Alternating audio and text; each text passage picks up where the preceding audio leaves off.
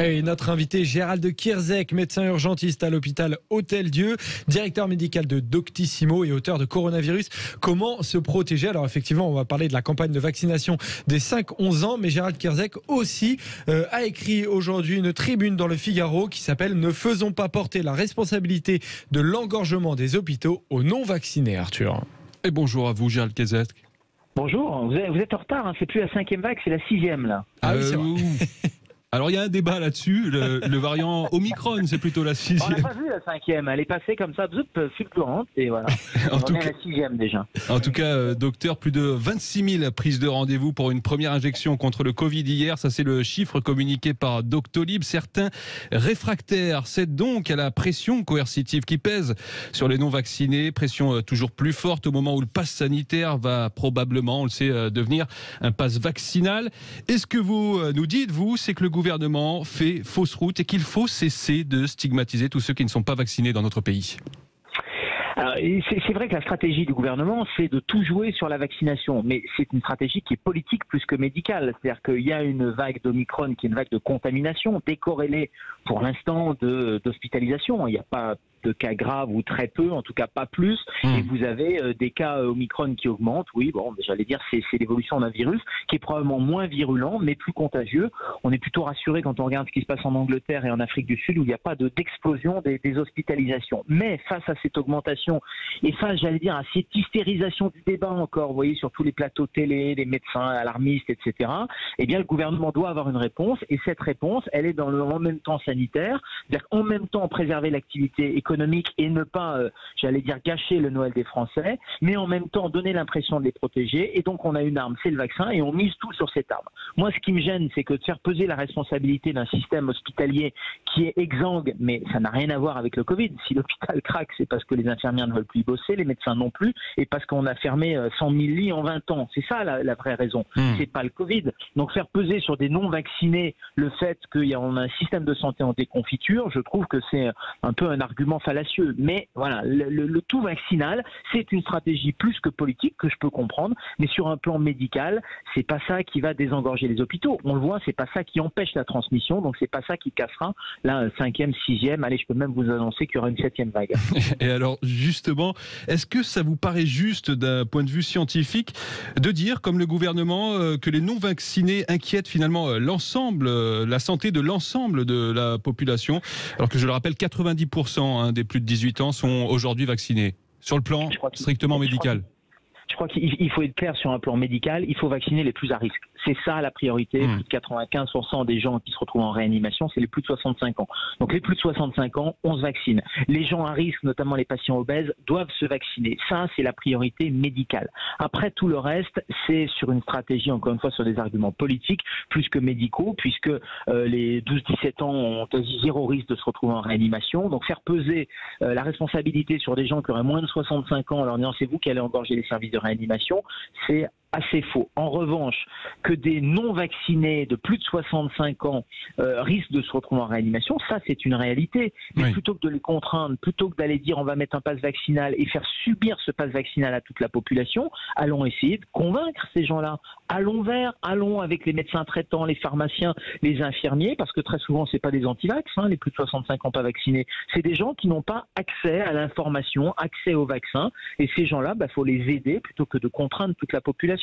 Donc voilà pourquoi faire peser la responsabilité et prendre des mesures extrêmement lourdes de passe sanitaire, maintenant passe vaccinal, y compris que vous serez obligé de montrer en entreprise. C'est-à-dire que là, il y a quand même une digue qui cède, c'est la digue du secret médical. Moi, ça me gêne énormément. Faire peser toutes ces mesures sur l'ensemble de la population, alors finalement, il faudrait simplement convaincre des gens qui sont un peu plus éloignés du système conventionnel. Voilà, je trouve que c'est des mesures un peu lourdes pour finalement un bénéfice qui sera pas évident, parce que, encore une fois, le pass sanitaire ou le pass vaccinal, la personne qui a 85 ans, qui est isolée dans sa campagne, elle s'en fout d'aller au restaurant ou au cinéma. C'est pas ça le problème. En tout cas, docteur, cette campagne de vaccination, elle va s'élargir probablement dès demain à 6 millions d'enfants. La Haute Autorité de Santé vient de donner son feu vert pour vacciner cette tranche d'âge des 5-11 ans. Là aussi, c'est plutôt politique, à vos yeux? Oui, ça fait partie de cette même stratégie qui est de dire on a une arme, il y a des parents qui sont très angoissés, puis on va leur donner la possibilité de vacciner les enfants. De l'autre côté, il y a beaucoup de parents aussi angoissés de devoir faire cette injection, et donc du coup là le gouvernement ménage la chèvre et le chou en disant on va ouvrir la possibilité avec la caution, l'aval, la bénédiction, je ne sais pas comment vous appelez ça, du comité consultatif d'éthique, présidé d'ailleurs par le même professeur Delfrécy qui préside le conseil scientifique et le comité consultatif d'éthique, ce qui pose d'ailleurs un problème d'indépendance et d'un avis éthique qui serait peut-être en faveur de les gamins, faut pas y toucher. Pourquoi? Parce qu'ils ont 0 risque de forme grave, parce qu'ils développent le coronavirus, mais ils font une immunité naturelle qui est très intéressante pour l'ensemble de la population, parce que ça fait une barrière supplémentaire. Et puis, moi, j'aurais aimé que le comité consultatif d'éthique se pose la question de, comme la balance bénéfice-risque n'est pas en faveur de la vaccination des enfants, est-ce qu'il n'y a pas en plus un risque d'effets secondaires à court terme ou à moyen terme? Personne ne peut connaître ces effets secondaires à moyen et long terme, et chez des enfants, c'est très embêtant. Alors malgré cette vaccination qui ne cesse de s'élargir, malgré aussi les mesures de restriction, cette 5e ou peut-être 6e ou 7e vague, comme vous nous l'avez annoncé, déferle sur l'Europe. En France, la barre symbolique des 3000 malades du virus en soins critiques a été franchie ces dernières heures. Ce n'était plus arrivé depuis le mois de mai dernier.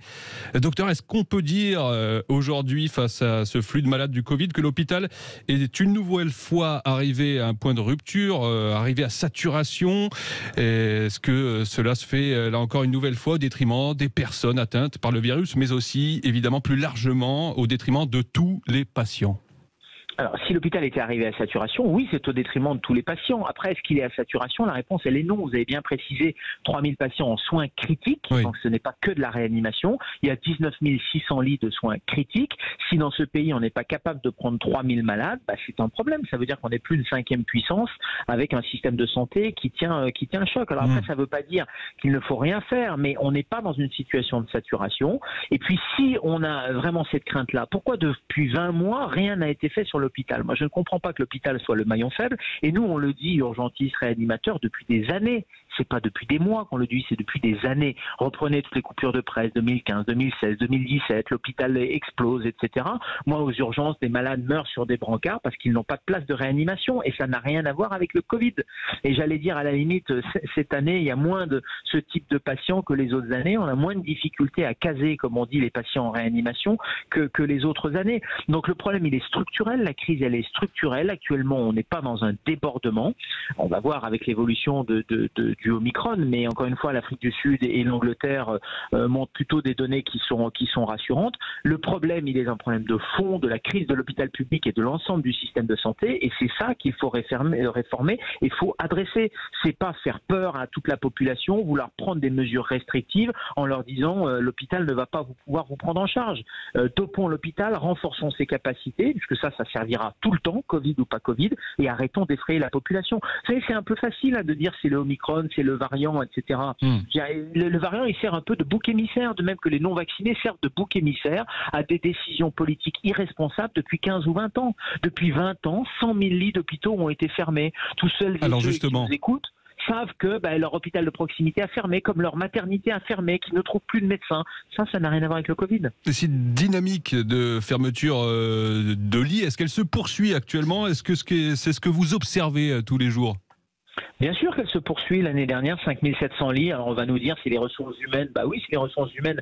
Mais si on arrêtait de maltraiter les infirmières et les médecins, si les administrations arrêtaient d'être dans une logique uniquement comptable et écoutaient un peu les soignants, eh bien on n'en serait pas dans une situation où les gens se sentant maltraités à l'hôpital partent. Parce que c'est ça la logique. Et donc les plans blancs qu'on entend là à droite et à gauche, ces plans blancs sont des plans blancs non pas liés à un afflux de malades, mais liés à des problèmes de ressources humaines et une incapacité des directions d'hôpital depuis des années de donner de l'attractivité. Et je vais même plus loin, ils font fuir les gens.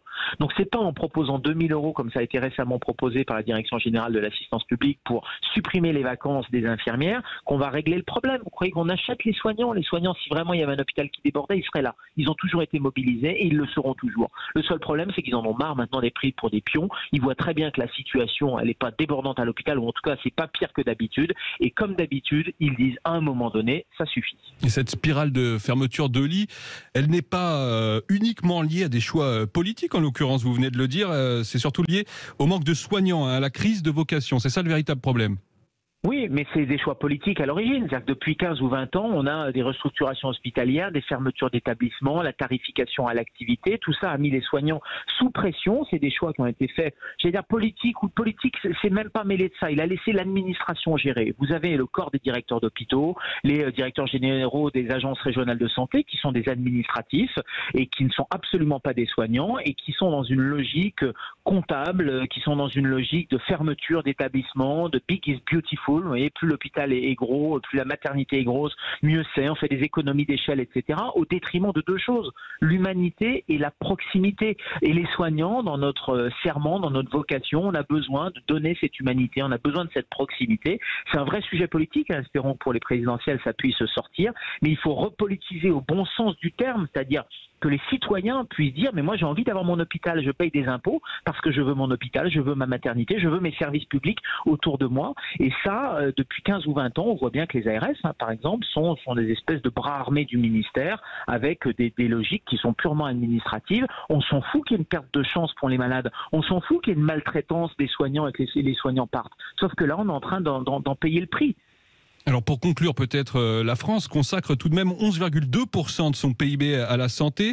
C'est les chiffres d'Eurostat, c'est énorme, hein. Seule l'Allemagne dépense un peu plus parmi nos voisins européens. Pourquoi on a un système de santé au bord de la faillite finalement ? C'est pas une histoire d'argent. On voit bien que l'argent, il est mal dépensé. Einstein disait, on résout pas les problèmes avec ceux qui les ont créés. C'est-à-dire que depuis plusieurs dizaines d'années, vous avez des gestionnaires aux manettes et qui gèrent en dépit du bon sens. Et tout ça coûte de plus en plus d'argent. Donc c'est pas une réorganisation en mettant plus d'argent. Vous voyez, le Ségur a donné 19 milliards, qui sera un saupoudrage. Ce n'est pas qu'une histoire d'argent. C'est qui décide et sur quoi je décide.